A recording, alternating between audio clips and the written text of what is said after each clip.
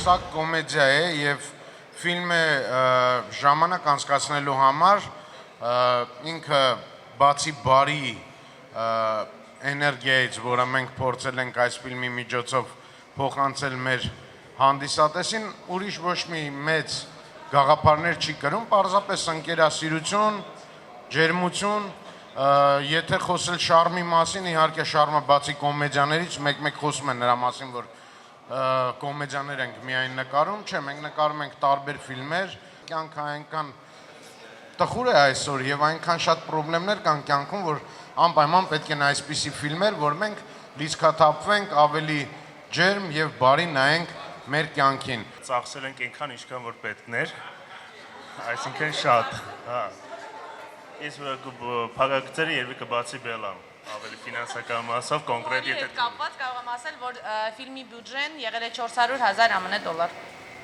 Այս նոր կուրսով 480, խնդրում եմ ֆիքսել։ Հուզված եմ շատ, քանի որ իմ առաջի փորձն է եղել, այո, ես երգչուհի եմ, բայց միգուցե կարողացա դերասանական ինչ-որ միջիղ մտցնել այս ֆիլմում։ Կարծում եմ շատ լավ է եղել ֆիլմը և ստացվել է։ Առողջ մարդը չի վախենում առհասարակ ոչ մի բանից, որը ծիծաղ է առաջացնում։ Առողջ ծիծաղ, կարծում եմ մեր ֆիլմում չկար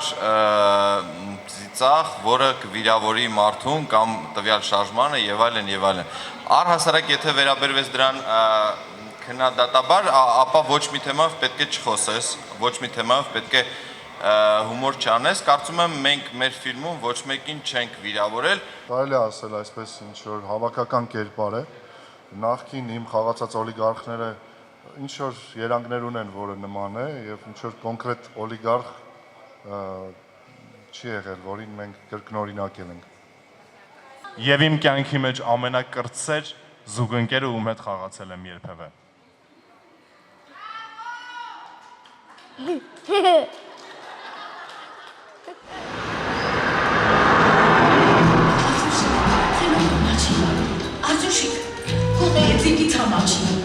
Էցիկ քոտ արիքին, ատենց բաներ չեր անում։